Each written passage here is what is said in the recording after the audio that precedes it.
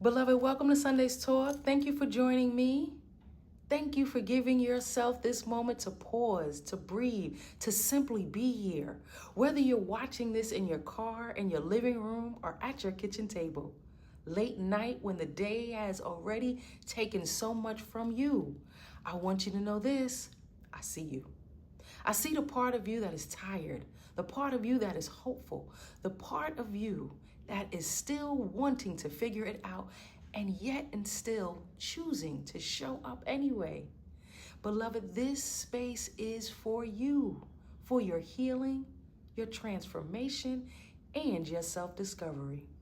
So wherever you are in your journey, you are always welcome here, just as you are. And with that said, today I want to speak from this thought. The weight of when. I'll say that again. The weight of when. It must have been around 15 years ago. I was having a conversation and someone asked me, if not now, then when? I remember offering all the reasons I had in that moment, reasons that made sense to me at the time. You see, I didn't realize what I was actually revealing. I didn't hear the hesitation beneath my own explanations. And then I want to say a few years later, while in graduate school, that very same question met me again. But this time I was saying it to myself. Not in a dramatic moment, but in a moment of honesty. A moment where I couldn't sidestep my own truth anymore. I remember sitting with that sentence and noticing that my attention wasn't on the word now, but rather on the last word, when. You see, I began to see how deeply when had shaped my life, how when had held my growth hostage, how when had become the place where I stored my hesitation, my uncertainty, and the parts of me that were still afraid to move forward. That was the moment I realized I wasn't living in now. I had been living in when. Beloved, as I continue to sit with that word, when, I realized something I had never named before. When isn't about timing. When is about the internal conditions we place on our own healing, emotionally and spiritually. You see, therapeutically, when sounds like this. I'll heal when life slows down. I'll rest when things feel better. I'll set boundaries when the moment feels right. I'll leave when I feel stronger. I'll start therapy when I have time. I'll apply for that job when I feel ready. I'll go back to school when things settle down. I'll start my own business when the conditions line up. When. You see, we speak these statements softly as if we're giving ourselves grace. And in many ways, beloved, we are. But spiritually, there's another layer. Sometimes when becomes the language we use to deeply delay the very thing God has been preparing us for. To avoid the whispers we keep hearing, to postpone the alignment that keeps returning to our spirit, not because we're resistant, not because we're unfaithful, but because truth asks something of us. And sometimes we're still gathering the strength to respond. And God understands that. So when becomes a holding place, a place where we tuck away our hesitations, our uncertainties, and the parts of our journey we don't yet know how to navigate. Spiritually, when reveals the areas where trust is still growing, and therapeutically, when highlights the parts of our story that are still finding their way to clarity. And together they show us this, beloved. Our when reveals exactly where we are on the inside, what we're navigating emotionally, what we're processing spiritually, and the level of trust, or better yet, the level of truth we feel prepared to walk with right now. Beloved, as I started looking more closely at that word when, something else began to surface. Something beneath the hesitation, beneath the timing, beneath the explanations I kept giving myself. You see, when isn't only about internal conditions. It's also shaped by the fears we haven't acknowledged yet. You see, fear has a way of blending into the background. It doesn't always appear dramatic or loud. Sometimes it's subtle, showing up as caution, as hesitation, as waiting for a different moment. You see, it can sound like this. This isn't the right time. Let me think about it a little longer. I need another sign. I need to feel more certain. And on the surface, those statements seem reasonable. They do.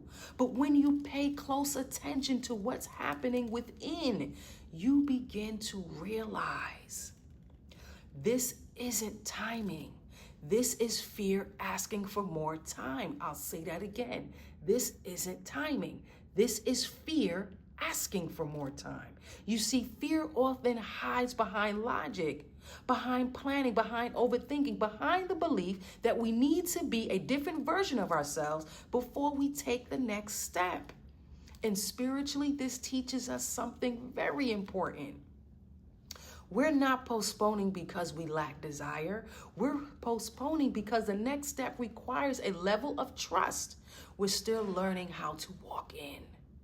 Sometimes we delay because stepping into alignment means stepping into unfamiliar territory. Sometimes we delay because clarity comes with responsibility. And sometimes we delay because moving forward means releasing patterns we've learned to rely on. So when becomes the place where we weigh the risk of becoming, the vulnerability that comes with honoring what we know, and the discomfort of stepping into the unknown. And that's when it becomes clear. When is often fear wearing the clothing of timing, and acknowledging that is the beginning of transformation, beloved. But here's the part we rarely talk about. Fear doesn't just delay our next step. It reshapes how we see ourselves. And that's where the deeper work begins. Because when isn't simply about postponing action. When is tied to identity, to how we understand ourselves, to what we believe we're worthy of, to the limits we've subconsciously accept and placed on ourselves. You see, most of us aren't waiting for a better condition. We're waiting for a version of ourselves we think is more deserving, more confident, more whole. That's why when sounds like this. I'll leave when I'm stronger. I'll speak up when I'm braver. I'll choose something when I feel worthy. I'll make a change when I'm more secure. You see how that sounds? These statements aren't about behavior. They're about who we think we need to become before we allow ourselves to act on what we already know. Spiritually, this is where calling meets the limitations we've quietly placed on ourselves. And therapeutically, this is where self-concept, worthiness, and identity wounds reveal themselves. Beloved, that's the identity conversation hidden inside of when. Not when will I act, but who do I believe I must be before I choose differently? Who do I believe I need to become? Because once you hear that question, you're no longer dealing with delay. You're dealing with self-perception. You're dealing with the quiet story you've told yourself about who you are, what you deserve, and what you're allowed to step into. And that's where real healing begins, beloved. Because when you start to meet yourself with honesty, with compassion, and with the awareness that you are already becoming, you begin to realize this. You don't need a different version of you to take the next step. You just need a truer one. Beloved, when we start to see that when reveals our internal conditions, that's when disguises our fear. That's when confronts our identity. Something deeper begins to rise, because the real question beneath all of this isn't, why am I waiting? The real question is, what do I believe must be true before I allow myself to transform? That question changes everything, because most of us aren't waiting for time. We're waiting for permission. Permission to heal, permission to grow, permission to release what no longer serves us, permission to show up differently, permission to stop shrinking, permission to take up spiritual and emotional space. And often, without realizing it, we create a silent prerequisite for our own becoming. So we say to ourselves, I'll start when I'm more secure. I'll change when I feel completely confident. I'll let go when I have everything, every answer, everything all together. I'll choose differently when the path feels easy. I'll trust again when the pain is fully gone. But beloved, healing isn't waiting for ideal conditions. Transformation isn't dependent on certainty. Growth doesn't require the future version of you. It begins with the honest one standing here. And spiritually, this is where God meets us, where God meets you, not in the version we think we should be, but in the truth of who we are right now. Right here in this moment. And emotionally, this is where we learn something so powerful. Transformation begins when the story you tell yourself starts to shift, even before your circumstances do. Because the moment you say, maybe I'm worthy now, maybe I'm capable now, maybe I don't have to wait for a different version of me, something opens, something loosens, something aligns. You create spiritual and emotional movement that becomes its own form of becoming. So the deeper question becomes, what have I believed I must become before I allow myself to grow? And what if the invitation is already here, calling me just as I am, not who I think I need to be first? Beloved, once we understand what sits beneath our win, a new truth rises to the surface. You see, transformation invites responsibility. Healing invites accountability. Becoming invites alignment. Not the kind that shames us into movement, but the kind that wakes us up to what our spirit already knows. Because every time we say, I'll do it later, I'll do it someday, I'll do it when the time is right, we're not just postponing change, we're postponing alignment. We're postponing the moment where our choices finally match our calling, where our actions finally match our truth, where our habits finally match our healing. And this is where responsibility becomes sacred, beloved, because choosing yourself, choosing your healing, choosing your growth, choosing truth is not just a decision, it's a spiritual agreement. An agreement with God, an agreement with who you're becoming, an agreement with the parts of you that already knows it's time. You see, responsibility doesn't mean you have everything figured out. It doesn't mean you won't feel afraid. It doesn't mean the path will be smooth. Responsibility simply means you're willing to honor what you know, even if you're still learning how to live in it. You see, accountability simply means you're choosing the version of you that is aligned with your truth over the version that is aligned with delay.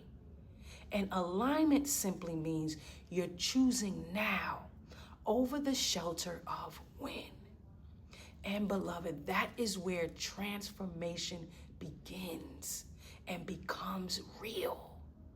Not when everything is certain, not when everything is comfortable, but when you decide that who you are today deserves movement, deserves care, deserves honesty, deserves growth. Because the moment you choose alignment, win loses its power, fear loosens its grip, delay loosens its hold, and something in your spirit says, I can start with what I have. Beloved, if you hear nothing else today, please hear this. Win is not your destiny. It's not your timeline. It's not your truth. Win is simply the place where your fear, your identity, your becoming have been having a quiet conversation. But now on today, your spirit is asking for participation. Your soul is asking to be honored. Your truth is asking to be acknowledged. Your healing is asking to be chosen. Beloved, because you leave, before you leave this moment, I want to offer you one simple practice for the week ahead. A practice rooted in honesty, not pressure. At the end of each day, I want you to do this. Take 60 seconds and ask yourself one question. What did I postpone today and why? Don't judge your answer. Don't try to fix it. Just notice it. Because awareness is the first step towards alignment. And when you begin to notice when, you begin to loosen its hold on your life. 1 minute a day, one honest question, one gentle shift at a time. I love you to life. Amen and amen. Beloved, I just want to thank you for joining me on today. Until next time, walk in peace, not in pieces. God bless.